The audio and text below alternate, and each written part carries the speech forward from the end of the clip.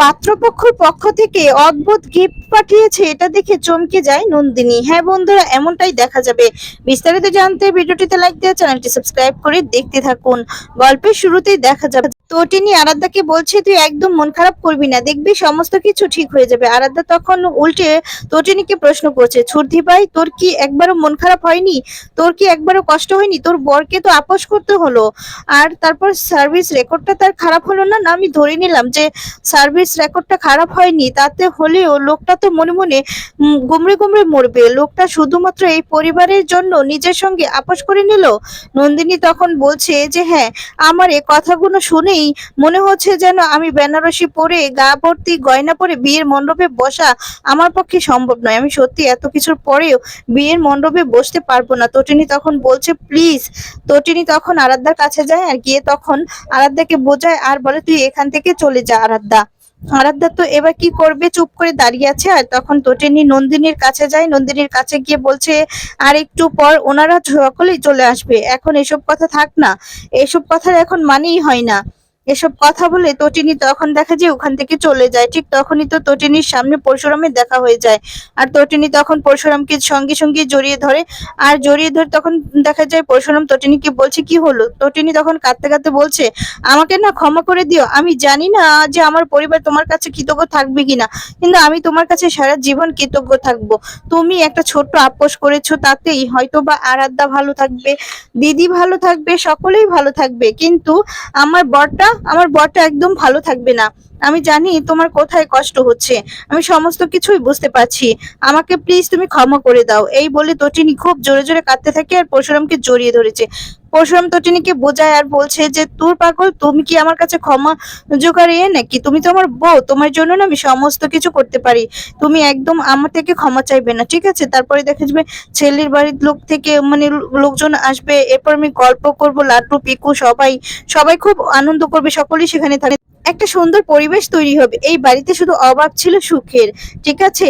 অশান্তি শুধু ছিল, দুর্যোগ ছিল, সবার সঙ্গে মানুষের ঝামেলা। আর শুধু এই বাড়ি কেন, প্রতিটা মানুষ লড়াই করছে, প্রতিটা মানুষ নিজেদের বাঁচিয়ে রাখার জন্য লড়াই করছে। আর আজ থেকে না এই পরিবারের পুরোপুরি লড়াইটা বন্ধ। আর ঠিক তখনই সেখানে সত্যজিৎ চলে আসে। আর তারপর দেখা যাবে সত্যজিৎ এসে পরশুরামের কথাগুলো শুনে খুব খুশি হয়ে যায় আর বলে, থ্যাংক ইউ জামাই, তোমার উপার্জনটা হয়তো বা কম, কিন্তু তোমার হৃদয়টা না অনেকটাই বড়। তোমার ফ্ল্যাটটা হয়তো বা 600 স্কোয়ার ফিটের, কিন্তু তোমার হৃদয়টা 6,000, 6,000 কেন, 6 লাখ ফুটের। আর পিতা হিসেবে তো আমি এটাই চেয়েছিলাম। যে তুমি বিশ্বাস করো, নন্দিনীকে না আমি আমি একদম কষ্টেতে দেখতে পাচ্ছিলাম না, ওকে সংসারে ভরিয়ে দিতে চেয়েছিলাম। আর তখন বলে, আমি শ্বশুর মশাই হয়ে স্বার্থপরের মতো তোমার কাছে অনেক বড় বড় বায়না করে ফেলেছি।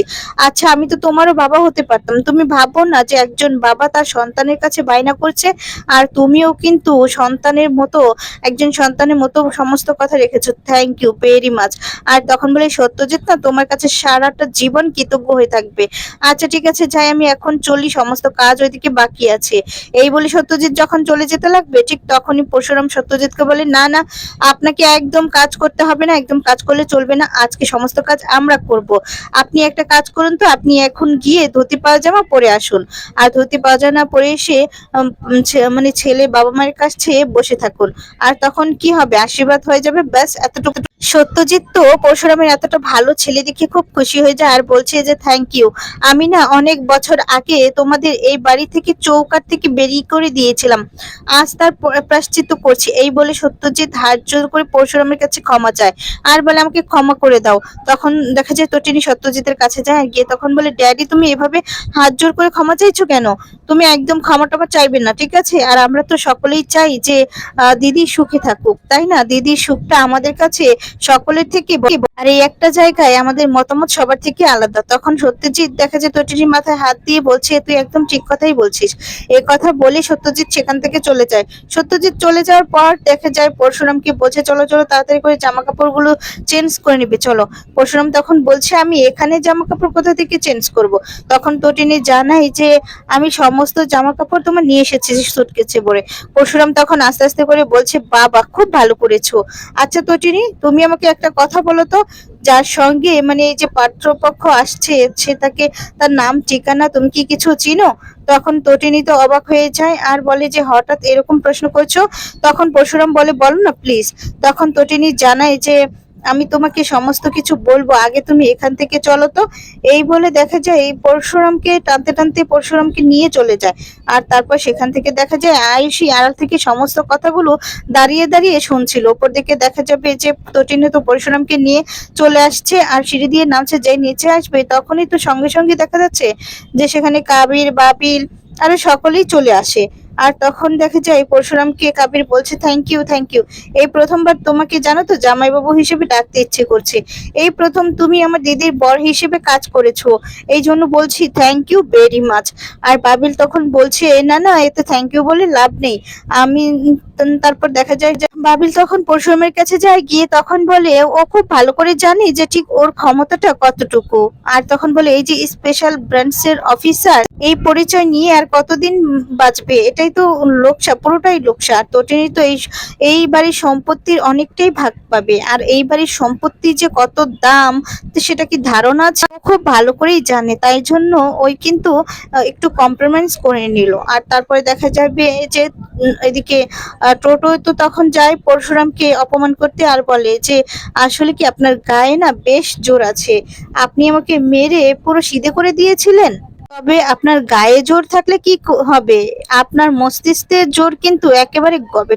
তটিনী তো চুপ করে ছিল, এইবার আর চুপ করে থাকতে পারবে না। তটিনী মুখ খুলেছে আর বলে যে টোটো তুমি কিন্তু এখানে নিমন্ত্রিত, তাই বলছি তুমি এখান থেকে ভালো ভালোই ঘরে চলে যাও। কাবিরের কাছে তটিনী যায়, গিয়ে তখন বলছে কাবির তুমি কিন্তু এই বাড়ির জামাই। তখন কাবির হাসতে হাসতে বলছে যে হ্যাঁ, যেমন পরশুরাম এই বাড়ির জামাই। আর জানেন তো আমার ড্যাডি না এক্ষুনি এক্ষুনি রেডি হয়ে চলে আসবে, রেডি হতে গিয়েছে। আমি কিন্তু বলেছি যে ধুতি পায়জামা পরে আসতে, আমিও কিন্তু আজকে ধুতি পায়জামা পরবো, আজকে না বেশ সাজবো, খুব সুন্দর করে সাজবো। এরপর কাবির পরশুরামের কাছে গিয়ে বলতে থাকে নিজের লিমিটের মধ্যে থাকো যে শিবপ্রসাদ। আর তারপর দেখা যায় পরশুরাম তো খুব রেগে যায়, রেগে মেগে যখন চেম্বারটা পকেট থেকে বের করতে যাবে তখনই তো তটিনী সেটা দেখে পরশুরামের কাঁধে হাত দেয়। পরশুরাম তখন এবার পুরো শান্ত হয়ে যায়। আর তখন তটিনী বলছে যে দেখো তুমি চলো আমার সাথে ঘরে চলো, রেডি হবে। তখনই দেখা যাবে যে এদিকে টোটো তখন বলতে থাকে হ্যাঁ যান রেডি হয়ে নিন, এরপর রাতের বেলা অনেক আনন্দ ফুর্তি হবে তো, আর হবে নাকি এক পেক। আর তখন কাবির তো পরশুরামকে অপমান করা শুরু করে দেয়। আর তারপর বলে যে হ্যাঁ পুরো ইংলিশ মাল একেবারে, যেটা কেনার ক্ষমতা আপনার নেই।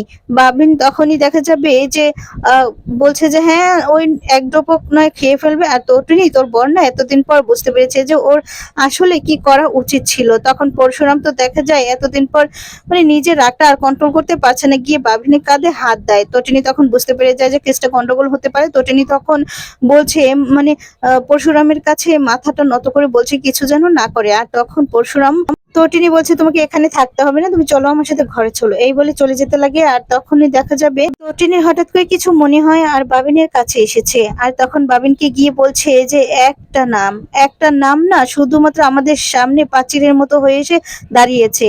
আর এই নামটা হলো নন্দিনী মুখার্জি। নন্দিনী মুখার্জি 10 বছর আগে একটা অ্যাক্সিডেন্ট ঘটেছিল, আর সেই ক্ষতটা আজকে মেরামত করার জন্য পরশুরাম পরশুরাম সেগুলো সমস্ত কিছু সহ্য করছে, চুপচাপ না সবকিছু সহ্য করছে, কিন্তু সমস্ত কিছুর না একটা লিমিট আছে। আর তখন তটিনী দেখা যায় সকলকে ওয়ার্নিং দিচ্ছে, বলছে যে খবরদার যদি এই অনুষ্ঠানের মধ্যে কেউ যদি ওকে কিছু করে, তাহলে কিছু যদি অপমান করে তাহলে কিন্তু ও হয়তো কিছু করবে না, কিন্তু আমি কাউকে ছাড়বো না, সব কটাকে না একদম চাপকিয়ে আমি সিধা করে দেব। কথাটা যেন সকলেই মাথায় রাখবে। এই বলে তটিনী সেখান থেকে চলে যায়। তারপর দেখা যাবে যে এদিকে এদিকে দেখা যায় যে বেকাতেরা কথা দেখে নন্দিনীও খুব রেগে যায়। নন্দিনী তখন বলতে থাকে যে যে যত যাই বলুক না কেন, তোরা যে এই যে চ্যাটাং চ্যাটাং কথা বলছিস না, এরপর যদি চ্যাটাং চ্যাটাং কথা শুনি তাহলে কিন্তু আমি কিচ্ছু মানবো না, আমি এই বিয়েটা করব না, ঠিক আছে আমি বিয়েটা করব না, আর কেসটাও কোর্টে উঠবে। আর তখন তো ভয় পেয়ে যায় বাবিন আর কিছুই বলতে পারে না। না। তারপর বলতে থাকে যে এই চ্যাটাং চ্যাটাং কথা আমি আমি বের করে দেবো তোদের, পরশুরামের কাছে যাব আর গিয়ে আমি বলবো তোদের সব কটাকে যেন তুলে নেয়। আর তারপর দেখা যায় এদিকে আরাধ্যাও খুব রেগে যায়। আরাধ্যা রেগে গিয়ে অনেক কথাই বলতে থাকে আর বলতে থাকে ছুটি ভাইয়ের কথাতে হয়তো বা আমি এই সংসারটা করব, কিন্তু কাবির তোমার ঘরেও যাব না, তোমার সংসারও আমি করব না, আমি একটা বেডরুমে যাব, ঠিক আছে? আর আমি ভাববো যে সুখে সবার সুখের জন্য না একটা কাপুরুষের সাথে আমি সংসারটা না করি, কাপুরুষের সাথে এক বাড়িতে হয়তো বা থেকে যাব। তখন কাবির তো হাতটা ধরে ফেলে আর বলে যে তুমি আমার সাথে বাড়িতে যাবে না। তখন বলে না আমি যাব না, আমি যাওয়ার সময় যখন হবে তখন আমি যাব, কিন্তু তোমার বেডরুমে যাব না, আমি একটা বেডরুমে যাব। তখন চ্যাটাং চ্যাটাং কথা বলে সেখান থেকে চলে যায়। কাবির তো খুব রেগে যায়, রেগে গিয়ে বলতে থাকে তুমি শুধু একবার বাড়িতে চলো, তারপর তোমার চ্যাটাং চ্যাটাং কথা আমি বের করছি। অন্যদিকে দেখা যাবে যে পরশুরামকে রেডি করিয়ে দেয় তটিনী। তটিনী রেডি করিয়ে তারপর তো পরশুরাম খুব খুশি হয়ে যায়। তটিনী বলতে থাকে তোমাকে খুব সুন্দর লাগছে, আর বলে এগুলো তুমি কখন বানালে? এরপর বলে তোমার মানে আমার বরের পকেট কেটে কেটে এগুলো এই বোতামগুলো স্বর্ণের বোতামগুলো আমি বানিয়েছি। তখন বলে হ্যাঁ তাই তো বোঝা যাচ্ছে আমার লক্ষ্মী বউ।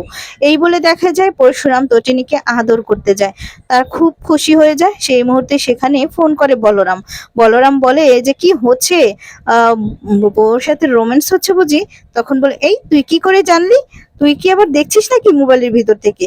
তখন বলে না না, আমার সিক্স সেন্স বলছে তোর বউ তোকে এখন আদর করছে, যত্ন করছে। তখন বলে তুই কি বুঝবি রে আদরের, তুই তো বিয়েটাই করিসনি, এবার বিয়েটা করে নে। তখন বলে না না, আমার পক্ষে বিয়ে টিয়ে করা সম্ভব না। তখন বলে আচ্ছা তুই যা না, না করলি। আর তখন এদিকে তটিনী বলছে কি বলছে ও, আর তারপর দেখা যায় বলতে থাকে আমি নাকি তোমাকে আদর যত্ন করছি, ওটা ও দেখছে। তখন বলে তুমি যে কি বলো না, এই বলে তো লজ্জা পেয়ে সেখান থেকে চলে যায় তটিনী। আর তারপর দেখা যাবে পরশুরাম খুব খুশি হয়ে যায় আর বলতে থাকে যে আমার গিন্নি লজ্জা পেয়েছে তোমার মানে তোর কথা শুনে। তখন বলে হ্যাঁ তা তো পাবেই। এরপর বলে যে আচ্ছা ঠিক আছে তাহলে কিসের জন্য ফোন করেছি সেটা বল। এরপর বলরাম দেখা যায় বলতে থাকে যে নন্দিনীর শ্বশুর বাড়ি, শ্বশুর নাম, এরপর নন্দিনীর হবু বরের নাম সবকিছু বলতে থাকে ডিটেলসে। আর বলে সবকিছু ডিটেলস নেওয়া হয়ে গিয়েছে। এরপর বলে যে হ্যাঁ এই বলরাম আর কিছু করতে না পারুক এইসব কাজে কিন্তু এক্সপার্ট। তখন বলে হ্যাঁ খুব ভালো করে খোঁজ খবর রাখ। এরপর বলে তোকে চিন্তা করতে হবে না, আমি সবকিছুর খোঁজ খবর রাখছি। এই বলে দেখা যায় কথা বলে ফোনটা রেখে দেয়। এরপর এদিকে নন্দিনী দেখা যায় মোবাইল দেখছিল, তখনই তো দেখা যায় এই নন্দিনী ছোট বোন এসে বলতে থাকে দিদি তোর নামে একটা পার্সেল এসেছে। এরপর বলে আমার নামে পার্সেল? বলে খোল তো দেখি। আর তখনই পার্সেলটা খুলে খুলে অদ্ভুত একটা জিনিস দেখে তো চমকে যায় সকলেই, অবাক হয়ে যায়।